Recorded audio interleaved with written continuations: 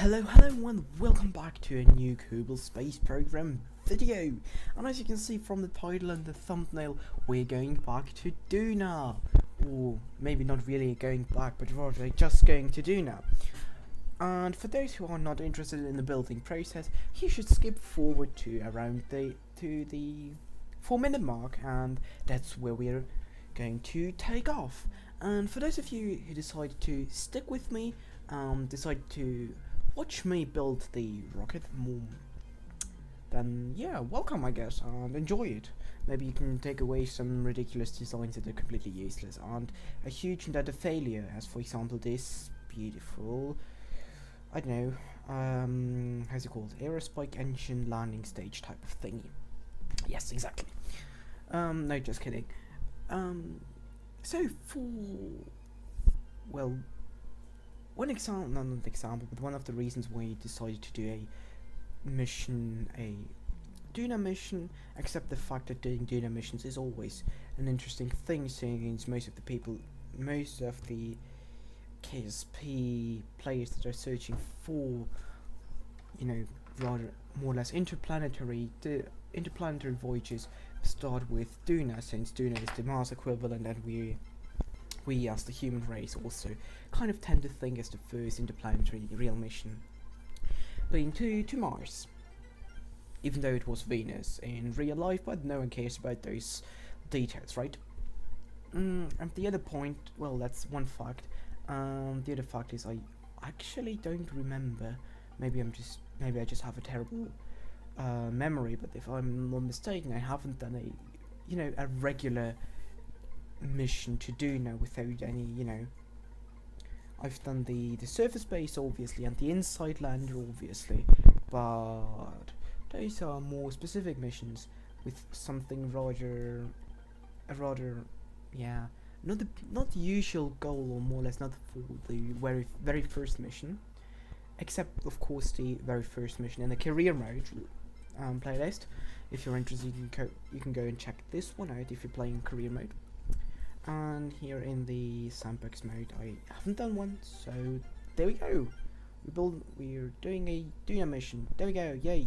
And the other reason is because there was actually a transfer window already, and instead of kind of doing some other things, for example going to the moon 25 times or going to Eve or something else, let's try and use this transfer window since we already have it pretty much from the get-go. There's no point in time warping forward, yeah, so we might as well use it. And here you can see me deleting pretty much the entire lander. Well, yes, the entire lander, and that's because I accidentally built the lander around the Mark 1 capsule. However, I planned on using the intermediate capsule, which has, I think it's the equivalent of the Gemini spacecraft, if I'm not mistaken, I guess, yeah. So that means that we have a crew capacity of 2 brave Kerbinauts, and this is how the new lander, which looks a bit not as sleek and not as, kind of dark-like and futuristic like the previous one, but whatever. It still looks decent-ish, and with this fairing it also is aerodynamically totally fine for us to launch through the atmosphere of Kerbin. And yes, I think everything else obviously I haven't touched up on the building process, but I think everything else was more or less clear from just watching the footage on screen. And now, as you can see, we are on a nice daylight, well, lift off during the daytime. We have a big booster stage, as you obviously saw in the construction plan, but if you just joined here for the launch, then welcome. We have a big booster stage, we have a small medium-ish, small-ish transfer stage, and then a lander and a return stage. But you will see this one, all of this in action at a later point in the video. Now back to the actual reasoning, or second reasoning, why I'm doing a Duna mission, and that's because of the live stream, which wasn't too long ago.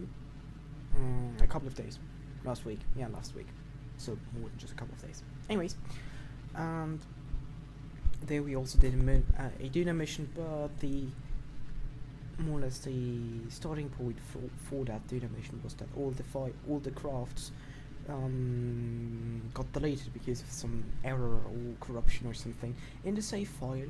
Luckily I could recover it, so I got everything back, but the entire mission obviously was not saved in that regard. And I planned actually on recording that live stream in order to make a kind of, on one side, a compilation kind of the best moments of the stream, or stream highlights. Yeah, there you go, that's the way I used to call my stream videos, like stream highlights on one part, and on the other part a new video, just not only just streaming, since if you are paying a lot of attention to the stream, which you should, since it's a good channel, not to the stream, to the channel obviously, since it's a great channel, you know. Just kidding. Is that I've done I think now 4 or so streams in the last, no, maybe not 4, but a few streams. However, my video production was pretty low. Well, pretty low, actually, non-existent at all, since the only video I have done in the past 2 months was released not too long ago, actually the day after the stream I'm talking about. And before that there was like I said, around a 2-month break, a little bit less than a 2-month break. And yeah, so let's continue with some more kind of videos. I decided to do that, and that's also the reason why I did the first video, and now obviously this one, since there was the opportunity and I planned it, and I messed it up since I haven't recorded it. But the positive aspect of that is obviously that we can see, kind of integrate everything that we have already around Duna and around Ike, from the multi-satellite launcher and the Raccoon, like all the infrastructure in terms of communications arrays, even though this is a Kerbal lander and mission, but still, it has its benefits. Okay, I think this is now enough talking about background information and useless things. Let's go back to the footage on screen, and we jump right into the maneuver node. So the last thing you saw there is us circularizing and getting kind of into orbit with the big booster stage. After that, I actually detached deorbited the booster stage and then returned to orbit with this poodle engine stage, and then skipped over the maneuver node creating process, since that always takes a while, and I do prefer using maneuver node and not just going for an eyeball approach, except if I have more than enough fuel in this time. Well, it's enough fuel, but since I haven't played KSP in quite a while, I still prefer to keep things simple and safe. Speaking of simple and safe, as you can see here right now, we are around Duna already, and we ditched the transfer stage and used the lander stage to slow down, and we are so far away from Duna, and that's partially because I forgot to do a mid-course correction into planetary space. Now it's just like, okay, we got to do Duna encounter, that's it, that's all we need, and everything else, yeah, we'll hit Duna. But actually you should do an interplanetary space, a plane change correction, in order to get really close to Duna. And now you saw me fast forward multiple orbits, since we were actually error braking in order to save on fuel. Okay, so in order to save on fuel, we were passing, I think, 4 or so times through the upper atmosphere of Duna with an periapsis, I apologize, of around 30 kilometers. And this way we lowered our orbit more or less until that point you saw earlier there, right before this last entry into Duna's atmosphere. And now and the periapsis dropped into the thicker part of the atmosphere, where the aerodynamic effects like drag, and aerodynamic stability and so on and so forth, and lift obviously as well, started kicking in, and you saw that the craft flipped over, or was flipping over a bit in the meantime. And now we were able to recover it thanks to the RCS thrusters on the landing stage. Well, there actually Werner thrusters, which use as well liquid fuel and oxygen to LFO, not just the monopropellant, which we have actually dumped the entire monoprop reserve in order to save on mass. It's not really a big difference, but we can as well save those few kilos.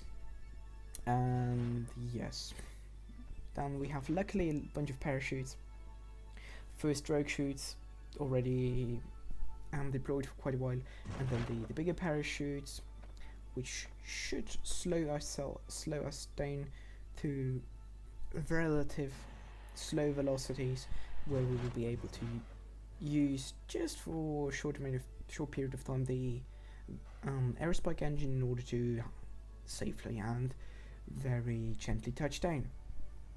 And actually, now that I think about it, the 4 parachutes slowed us down more than I actually expected.